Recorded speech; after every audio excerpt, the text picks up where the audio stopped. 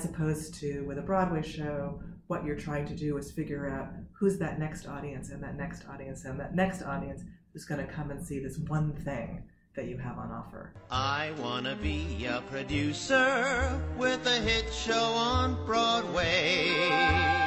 You're listening to the Producer's Perspective Podcast with your host, Tony Award winner, Ken Davenport. My children, why do we build the wall?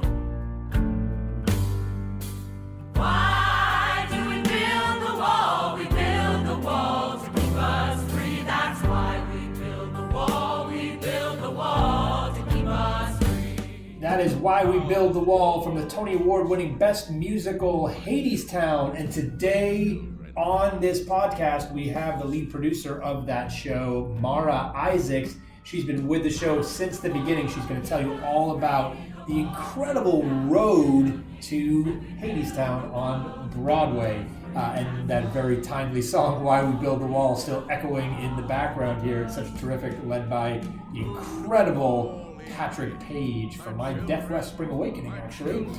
So keep your ears tuned for today's podcast. But before we get there, I want to thank Terry Knickerbocker Studios for once again sponsoring today's podcast. They offer a 2-year acting conservatory, workshop, studio rentals, one-on-one coaching, beginner acting classes, and frankly, some of the best actor training in the city. Based on the Miser technique, but it offers a holistic approach to actor training with a commitment to nurturing the total actor, mind, body, and soul. Very, very important these days. They've worked with superstars, Oscar winner Sam Rockwell, and tons of others. Chris Messina, Boyd Holbrook, Natasha Lyonne, Leslie Bibb, Emmy Rossum, and more. For more information, visit TerryKnickerbockerStudio.com. That's TerryKnickerbockerStudio.com. Tell them the Producer's Perspective podcast sent you. They will take good care of you.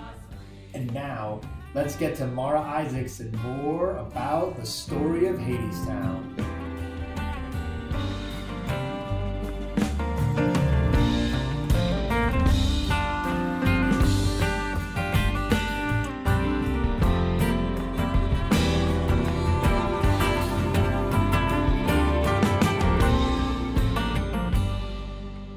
What do we have that they should want? My children,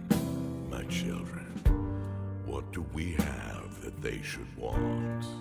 Hello, everybody. Welcome to the Producer's Perspective podcast. My name is Ken Davenport. It's a very exciting day for us today. We have a very recent Tony Award winner in the house, the Tony Award-winning producer of Hadestown, Mara Isaacs. Welcome, Mara. Thank you so much for having me. So Mara is the founder of Octopus Theatricals, a leader in the field of new play and new musical development. She's produced over 100 productions that have been seen all over the world, Broadway and off-Broadway, like Vanya and Sonia and Masha and Spike. That's actually one play, not four. Translations, Anna in the Tropics, Fiasco Theater's Into the Woods, the Brother-Sister plays, the Laramie Project, which is one of my favorite shows of all time. She's done stuff at theaters all over the country, like BAM and La Jolla, Berkeley Rep, those regional theaters that are really just a bunch of hacks. She was the producing director of the McCarter Theater Center for 18 years. That's a long tenure. I know, right? She teaches all this stuff at Cal Arts and Princeton, tons more. Learn more about her at Octopus Theatricals, or just listen to this conversation right now. So tell me, where did you fall in love with plays and musicals? How did this start for you? Well, I think I'm one of those kids who I don't remember what my first play was because my parents took me to everything. Plays, musicals, symphony, dance. I was an arts kid as a patron, not as a performer, although, of course, like many people who've ended up in the theater business, we had our fair share of training and amateur hour things. I certainly had my fair share of those.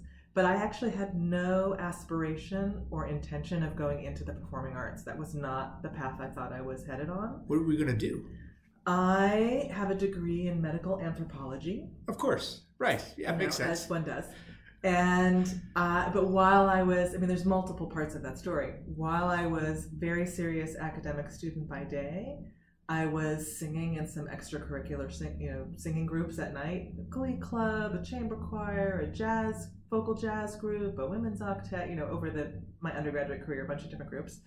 somebody had to organize the concert, somebody had to put together the tour, somebody had to do this, do that, the other thing. And everyone else seemed really stressed out by those activities. And I thought it was kind of easy. I didn't understand what the big deal was. And by the time I graduated from college, I was singing in and managing a chamber choir that was going on tour to Scandinavia and the Soviet Union. And I was running an amateur musical theater company. And my cousin, who's 6 years older than me and was like a big sister to me, was working as a professional equity stage manager in Los Angeles, which is where I grew up. And she said to me, you know, I've been paying attention to what you've been doing, and you should apply for an internship at the Mark Taper Forum. So I thought, well, okay, I'm going to take some time off before I go back to graduate school in public health or anthropology. So that sounds like fun. And here I am almost 30 years later. You have to be one of probably the only singing anthropologist, medical anthropologist probably in the world. And you, yes, I no, don't know. you disagree. You think there's a whole know. slew of you out there. I who can see it knows, on your yes. face. Yeah. Okay, so you started as an internship there. And when did you, in this internship, did you shift and like, oh, no, this is what I'm really supposed to do. This is my career. Did it happen early for you? It happened pretty quickly. I think that the internship was just a 3-month thing. It was during the New Work Festival, which at the time, this is now 1990, was, other than the Humana Festival, sort of the flagship new play festival in the country. And I didn't even know what new play development was when I started. So I got this sort of crash course in what it meant to support artists and make work. And it was, you know, all the light bulbs went off. And I thought, this is kind of great. I like this. It means something to me. These are people who have something to say, who are speaking to this community and doing so in a way that's artful. I mean, one of the projects that was being workshopped that year was part 2 of Angels in America. So like that was my introduction to new play development. How could you not fall in love? And as a fly on the wall there and watching these things develop, do you remember any pearls of wisdom that you got that you still think about today as you were watching these things be developed? Any great mentor advice about development? It's funny, I don't have a specific pearl of wisdom, but there were people who were very influential at that time. Gordon Davidson, who was the founding artistic director of the Taper, being first among them, as somebody who demonstrated to me what vision-oriented and mission-oriented leadership was about, that how important it was to make work that was in conversation with the times and with your community. Oscar Eustace was on staff there at the time and taught me a lot about how you build trust with artists and get them to trust you in the service of their story. Corey Madden, who was a producer there at the time, was probably the person who helped me see what being a creative producer was specifically. There were a lot of people in that time. So what is a creative producer to you? This is a question I think that everyone has a different answer to. I did a blog and asked like 100 producers what they thought that meant. It's one of the most read blogs I've ever had. Hal Prince wrote a very famous article in the 90s how there weren't any more creative producers. I remember that. And I remember saying, but I'm one. I said the same thing, frankly. Yeah. And I show you a letter afterwards he wrote me after a meeting, which he talked about the Laramie Project, talking about how we do that. What do you think that means today in 2019, a creative producer? I think that the term is sort of in response to this artificial division that people think there is in the way art is made, that there are people who are artists and there are people who are good with budgets and numbers and being organized. And to me, a creative producer is someone who approaches it much more holistically, who both has all of the capacity to handle the business acumen part of the job, but also understands what creative process is, how to support artists. Different creative producers are going to do that slightly different ways with slightly different approaches. But the idea is, I'm a storyteller. I'm not the one in the room directing the actors. I'm not the one writing the plays, but in the way that I assemble artists, in the way that I guide projects, I am doing so in service of a creative process. And it looks different on every project, which is one of the reasons why even I have a hard time defining it, because the artist I work with on project A is going to describe my work differently than the artist I work with on project B, because I also shift depending on what the need is. And then some projects, they don't need that sort of hands-on creative voice, and so I'm a little bit more in the background. Yeah, that's something that I've only realized actually in the last couple of years. There are some shows where I seem to be in the rehearsal room almost every day, and there are some shows where I'm like, you guys have fun, just call me at the end and show me what you got. Exactly. You talked about assembling creative teams. Mm-hmm. What is that process like for you? Like, how do creative teams even get your attention? What do you look for? Do you try, is it about, I'm going to put together people that I think will really get along? It's very intuitive. I don't know that I have a thing, except that sometimes the creative teams find themselves, and sometimes they need help. And so I spend a lot of time seeing a lot of work and meeting with artists so that I understand not just what the result is of the work that they do, but how they talk about it, how they think about it, what their process is, what questions they ask. Because two people might make work that looks on the surface like it belongs together, but their ways of getting there might be completely contradictory. So it's just as much about understanding how they work as it is what they make. How many new plays and musicals do you think you've read in your entire life? Absolutely no idea. I mean, it's got to be 4 digits, right? It's thousands, probably, for sure, right? For sure, yeah. So in thinking about all those and then all the playwrights you've spoken to about first drafts, what's the most common note you've given to playwrights about a first draft? What's the thing, it's really, I hate to frame it this way, but it's the most common quote unquote mistake, or the thing that, it's always this thing? Boy, what an interesting question. I don't know that, so the first thing I'll say is I don't usually give notes to a play or a playwright unless I love it. So the first thing I will say is if I read something that I just don't respond to, I'm not the right person to give them notes because I don't actually see what they see. So then that limits the pool quite significantly. And then I would say the plays that I would quote unquote give notes on or give a response to or give feedback to, I usually start with a conversation to make sure I understand what the intent of the writer is. And then I'll usually either poke holes in that. I'm just thinking of a show which will remain nameless for the moment, which I am not involved in at all, but someone who is involved in it asked me to go see it and asked me for my notes. And I went, and the show is a mess, but there is a kernel of a brilliant idea in there. But my opinion, for whatever it's worth, is it took them until the second act to actually figure out what the story is that they're trying to tell. And I just thought, just start there. That's actually the play. Now, this is a show that's been produced twice and hopefully will be produced again, and who knows if anybody's willing to do anything that drastic. But sometimes my notes are really drastic. And sometimes they're, you're getting ahead of the audience, or rather, I'm saying you're letting the audience get ahead of you, or we don't know yet. It takes too long to understand why we're in the story. I would say that's probably the biggest note I give is why am I as an audience member here and engaged in this event? So it's so funny. The two things you just mentioned are the two things that I find the most common. One, the show doesn't take off fast enough. I don't know why. And two, I find that a lot of people feel like they need to, the audience really needs to get this, so I'm going to drive this home. And the audience is like, I picked up on this like 30 minutes ago. You don't have to keep going at this. Yeah, I mean, I would say, I do often hear myself say, don't underestimate your audience.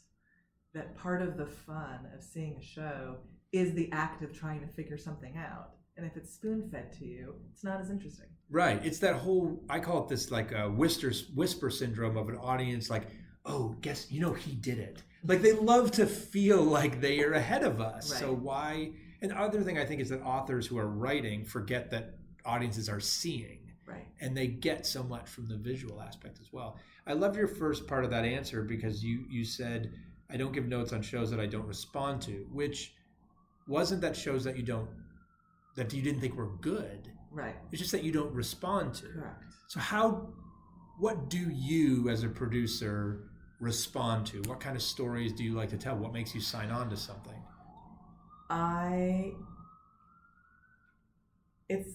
It's hard to put it, there's not specific, it has to have this, this, and this. I would say is I tell stories that matter. What does that mean? Right? It doesn't have to be like edgy political in order to matter. It could be delightful and joyful and matter. But I take people's time really seriously, and I don't want to ask somebody to take 2 hours and however much money out of their day and spend time doing something if it isn't somehow going to be meaningful to them. So I look for things that are meaningful, however one defines what that is. I look for things that belong in the theater, that can't be told in any other way or form. So I'm not a huge fan, obviously, of the movie adaptation, but I'd make an exception if somebody made a case for me about why this is a really theatrical idea. Great, can totally support that. I'm a visually oriented person, so I look for people who aren't just writing ideas, but writing three-dimensionally. I look for, I respond to language, but not exclusively, because I also work with a company that makes shows with no text. So anything's possible. You're one of the few people that actually have run big nonprofit institutions and then have jumped over to Broadway to run big commercial institutions, if you will, Broadway shows.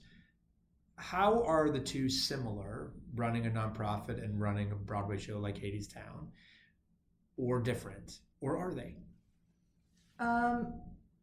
Well, I think the similarities probably have to do with, organizational size, number of people.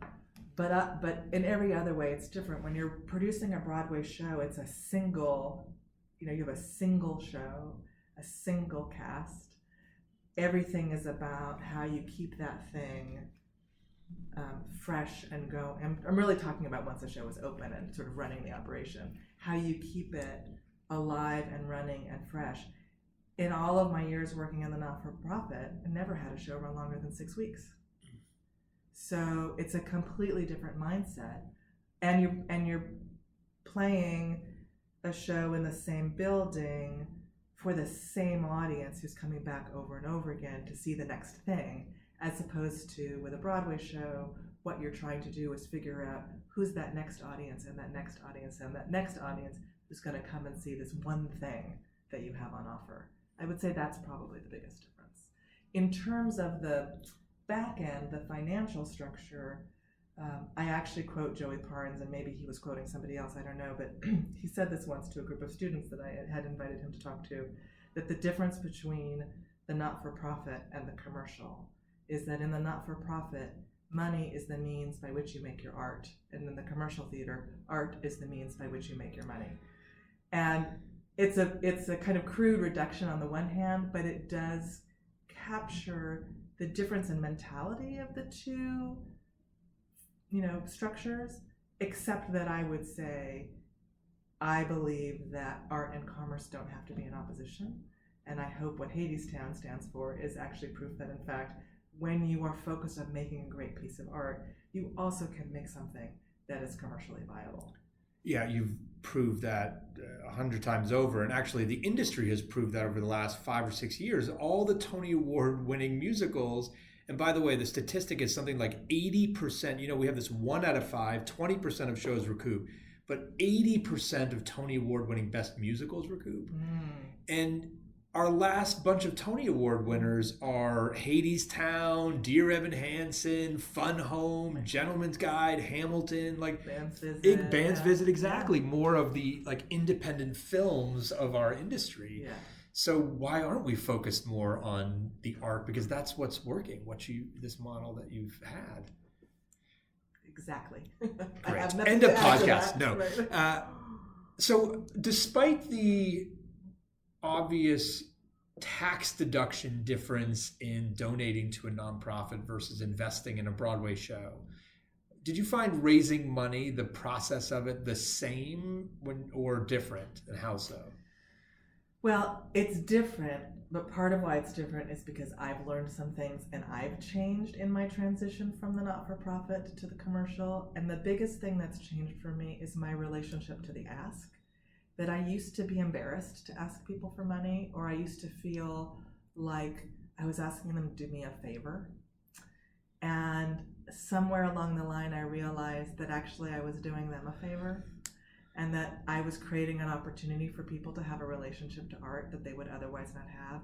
And that is true whether it's a philanthropic gift or a commercial gift. It just happens that I figured that out as I was making this shift into the commercial world. And I have to tell you, it's been a lot easier for me to raise money than it ever has been. And what do you do and what do you say when those investments don't turn out to be quote unquote commercially successful? Well, so far so had good. That right. problem. But also what I would say is, what I say when I'm talking to potential investors is I talk about my passion for the show and why I think it matters. And that most of the time I say to people, you should think about your investment as really expensive opening night tickets. Because that's the one thing I can guarantee that you will get. Everything else is gravy. Don't invest in this show if you are doing it purely for financial reasons. You invest in it because you believe in the artists, you believe in me, you believe in what the thing has to say.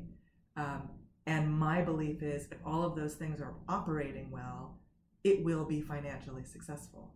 But that's not actually my expectation. That should not be the expectation of the investor. That said, since I've been independent, my first show out the gate commercially was Hadestown. So my investors are very happy. And I hope my future investors will continue to be as happy. Are they all asking you what's next? They, in fact, many of them are. That's yes. very fun, isn't it, when they do that? It is a nice feeling. It is a nice feeling. But let's scroll back a little bit. And I mean, Hadestown, I want to talk about the path to Broadway that it had, which is, I think, very unique. But you've had these different developmental productions along the way that you've had to raise money for each time, right? And with no end in sight, right? It's not like years ago you're hoping you're going to eventually go to Broadway, but you didn't know that was going to happen. Mm-hmm. How does the ask change when you're raising that developmental capital and you're like, hey, support this enhanced production, and God knows what's going to happen? Because that was basically it was basically, I mean, here's the thing. With this particular piece, and I actually believe this about each of the pieces I'm in that stage with, there's a really special thing happening. There's amazing artists at the center of it. There's amazing music. So that early ask is get on board early and support this artist or this piece of work that I believe has real potential, but I don't know yet what that potential is. And either you're just on board for that particular ride, or you're not an early investor. There are some people who get it and understand what it means to take that early risk, and they're doing it for a whole slew of reasons. And there are a lot of people who just need to be on more solid ground when they're writing a check for a show, and that's fine. And then they're over in this other pool of people. And I've just been lucky enough to find a group of people who share a set of values and vision and are excited about the huge risk that they take when they support something in that early stage. I just love, there seems to be a lot about honesty and transparency actually in all of your asks. 100%. That's the only way I know how to operate. Let's go back to the nonprofit commercial comparison, because you, like I said, you're one of the few people that have popped out and really started to develop and obviously had amazing success in the other camp. And I just believe more nonprofit leaders should, because I think actually the development, the skills that you learn in developing and working with artists, you're so skilled, you're so ready, prepared to be a commercial producer. Right, because I had those 100+ shows that I did in the not-for-profit where I got to kind of figure out actually, how do you build trust with artists? When you have a limited amount of time and limited resource, which you have in the not-for-profit, how do you use that to the best of your ability? There is no question in my mind that part of the success of Hadestown is that it's kind of fueled by a nonprofit way of looking at things. You don't solve problems by throwing money at them. You solve problems by being resourceful without necessarily more financial resource. And I think the not-for-profit is really great training for that. Yeah, listen, this is not the way I came up, and I think I will say for the record now that probably the best training around for a creative producer is the nonprofit world, because all you're worried about is the creative. And that, what an insightful comment. You're not throwing money at things like we do here. Like, oh, and we throw money at things, people here, because people ask us for lots of money. Because they think just because I'm involved, I'm a commercial theater producer, I've got just trunks of money lying around, so I'm going to ask for this that frankly I wouldn't even think about asking the McCarter for. Correct. Because they know they're not going to get it. That's right. So I love that idea. Why don't more leaders of nonprofits do what you've done? Well, I'll say one thing. When you work in the not-for-profit for most of your career, you are not a high net worth individual. So the risk of leaving a job with a steady paycheck, however reduced that paycheck might be compared to people who work in the commercial world, it's steady and it's reliable. And when you're leading an institution, you have a built-in place. I can control what shows go on there. I don't have to depend on a landlord to let me know whether or not I have a theater. I can make programming decisions. You know, there's a lot of control that you cede when you give up all the things that come with running an institution, and you cede a lot of security. I also think that in the not-for-profit, the founding ideals of the not-for-profit were really that this was the place that was safe, where you could take artistic risk, where you could do the things that you couldn't do in a commercial setting because of all the financial pressure. And I think there are a lot of people who still believe that that's the case.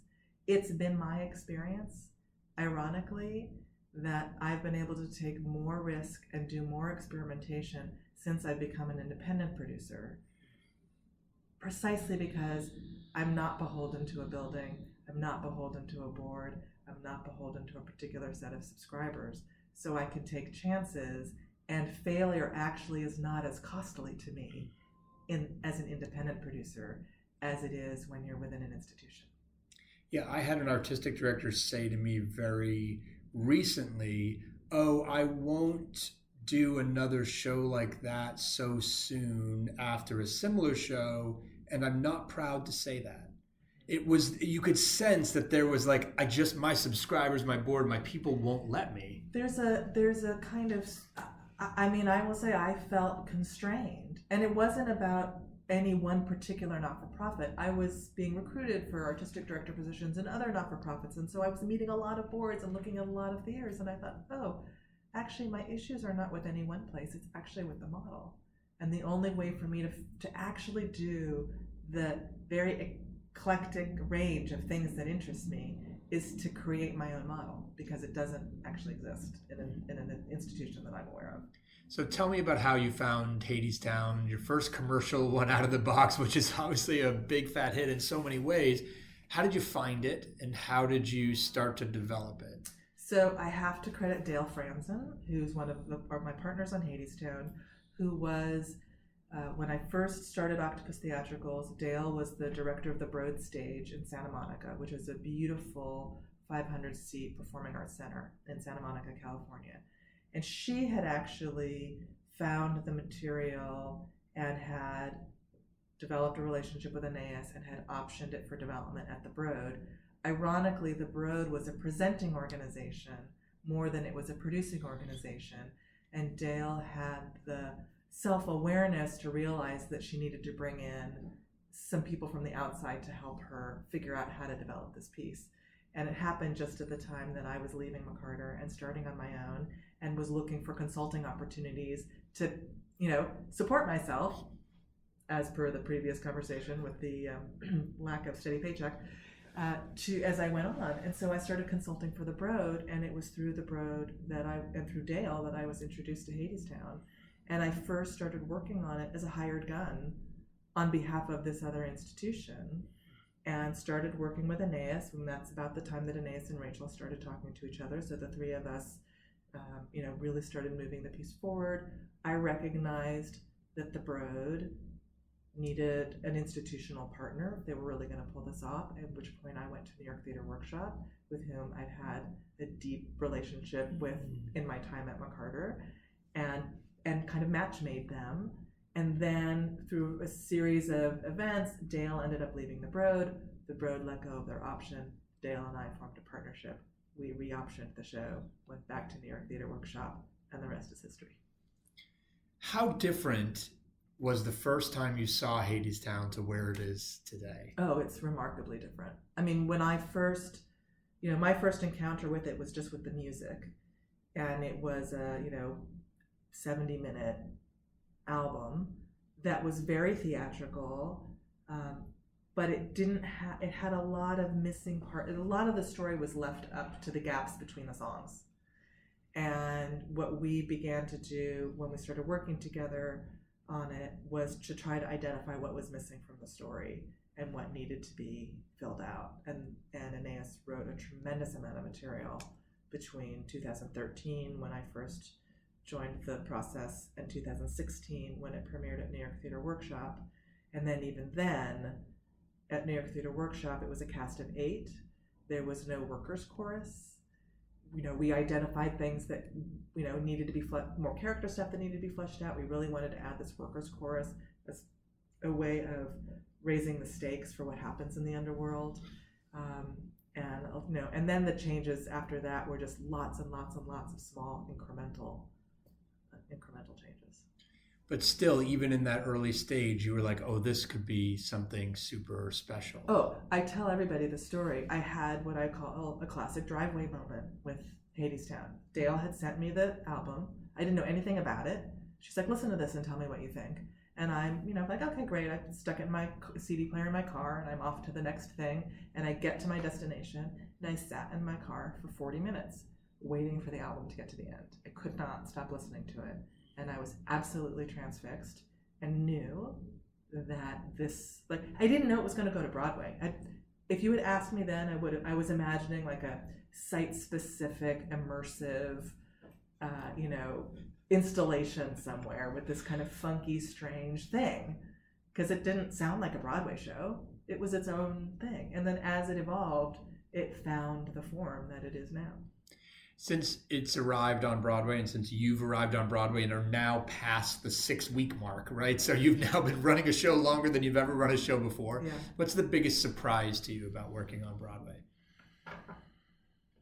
The biggest surprise? What's a surprise? Have I really been surprised by anything? I think what surprised me is the passion from the audiences. That I didn't expect night after night after night to see people galvanized. I mean, I shouldn't say I'm surprised by it, because it was my greatest, hope and dream, but I had never experienced that before. And that's been incredible. I don't know that I guess I'm actually surprised. I didn't expect we would be quite as commercial as we've ended up being. I always thought Hadestown was a really risky show. I thought it was going to have its kind of niche place. And so to see it embraced in the way that it's been embraced, and I don't mean just by the community, but I actually mean by an expanding pool of audiences, I think that surprised me. Our weekly grosses have surprised me. Well, I said to you, I think the night I saw it, that it surprised me as well. And what I love about the job that you have done on the show is that you saw in something that so many other people, including myself, just couldn't see. When we saw this show coming down the road, I remember thinking, like, how is that going to work? That Broadway isn't that place right now. And the fact that your passion for the piece and your continued work, you found a place for it, you made your own place for it, and the fact that audiences are responding the way they do, both in the theater itself and with their wallets, is just such a great testament to the work of producing you've done. So well done. I think you said something though that just sparked something for me, which is that I think when you have the benefit of building a career outside of Broadway, you see Broadway differently than the people who spend most of their career building work within Broadway. And so I actually don't see the limitations because I haven't experienced them.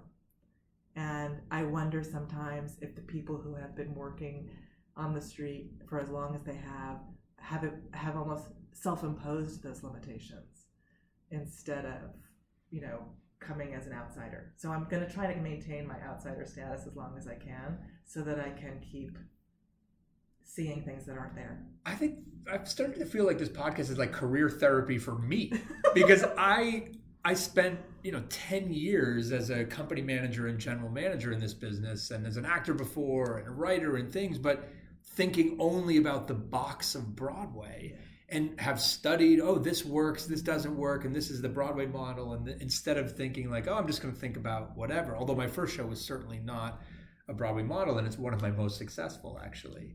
So that is so fascinating to forget where you're producing for in a way and just create great art. That's my approach. I work on a lot of shows that will never go to Broadway because they don't belong here, but they're great pieces of art. So as a producer, I don't think about the destination. I think about this very special thing that I have to care for, realizing I'm doing a podcast and I'm talking with my hands. But I think about what is this piece of art? What's the relationship to the audience? Who is that audience? Where does it belong? What's the scale of it? And then I figure out what the path is that supports that thing. And sometimes along the way I'm surprised and the path shifts, but it's in reaction to the actual relationship between the work and the audience, as opposed to, I didn't set out to become a Broadway producer. I just set out to make great work. And some of it will end up on Broadway, and some of it will go to all of these other strange places that my work goes to. You're one of the few lead producing females on Broadway. How has that experience been for you? Have you noticed a difference, or is it getting better? What's been your experience as you'd entered this world, which doesn't have as many of you as they should? I say multiple things, some of which will contradict each other. One is I have spent my entire career apparently being one of the few women who's done X, Y, or Z. I just don't think about it. I just set out to do, I never, it's about not seeing those limitations. Mm-hmm. No one, if someone thought I couldn't do something, they never had the courage to say it to my face. And so I didn't know they were thinking it. And I just went and did it. Or if they did say it to my face, I must not have been paying attention right at that moment and I didn't hear them. So I feel I have the privilege, and also I think there's a generational thing. I don't know, second wave, whatever, feminist. There are a lot of people before me who were facing much more hostile and direct discrimination. And by the time it came around to my generation, it was much more subtle. And I think I had convinced myself that it was a thing of the past. So I just refused to see it. So for me, it's a non-issue. Are there moments when I think, I bet you if I was a man that I would not have had that particular hurdle? Absolutely. And my response in those moments is, well, do I want this or do I not want this? Then I'm going to jump over that hurdle. And that's been my approach. I do think it's getting better. I think as I look around me, I have so many colleagues who are women. There are so many people who paved the path before me who are women, who I think haven't been fairly celebrated and shouted out, but who clearly opened the door that I am walking through, for sure. And I'm just interested in leveling the playing field now for more people of color, because I feel like that is the ceiling that we are nowhere near breaking in terms of the producing world, that we really need to figure out why that is. And anything we can do to encourage that? Come up with any ideas as of yet? Something I think about all the time myself. As we listen, you're actually speaking on a panel for us at our conference coming up, right? Mm-hmm. One of the challenges we have is filling, and we're always looking for them, mm-hmm. are people of color to fill those panels, especially in the producing side, and it's challenging. Mm-hmm. Mm-hmm.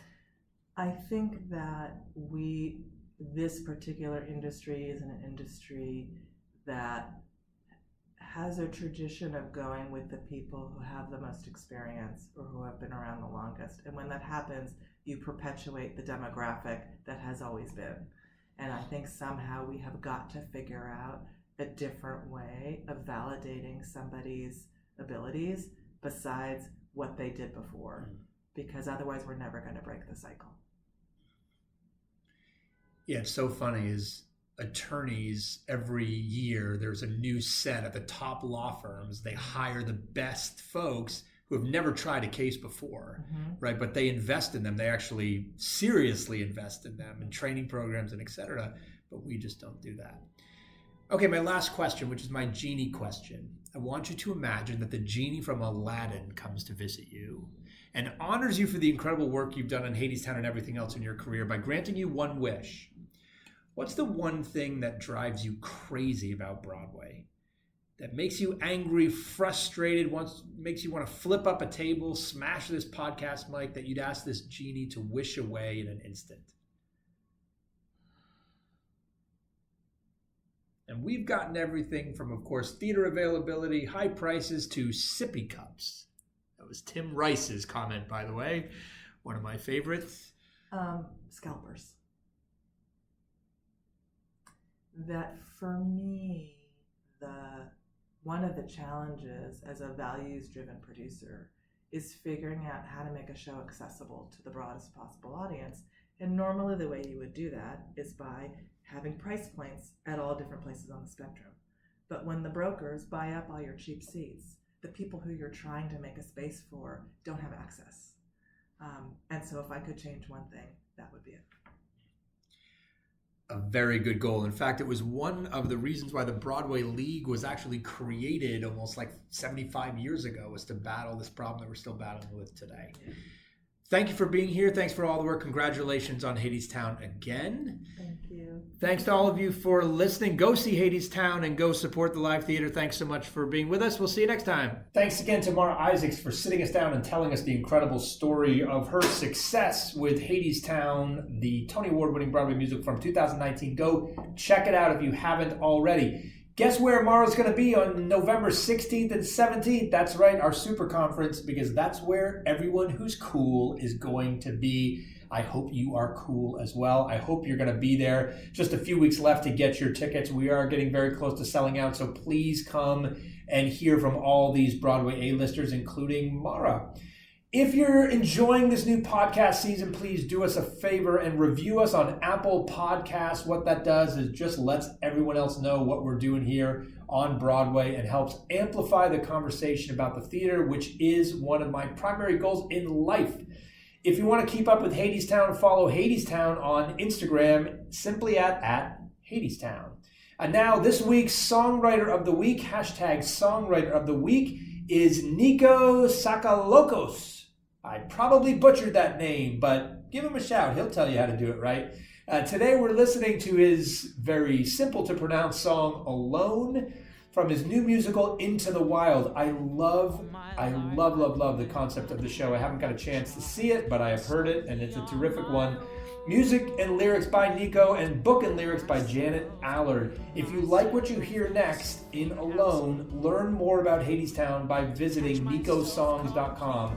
nikosongs.com, okay? Check it out. Support these new writers. Let's get them some traffic to their websites. Let's get them some inquiries about their shows and their songs, and let's help them get their shows off the ground. Thanks for listening. We'll see you next week with a brand new episode. Alone, young, willful, wild-hearted, alone amidst a waste of wild air and felt gray sunlight. Alone, cut all ties like the sweet when it's lived near the bone. The ultimate sacrifice. Time to clean the slate, disassociate from people and their pattern, and test myself in ways that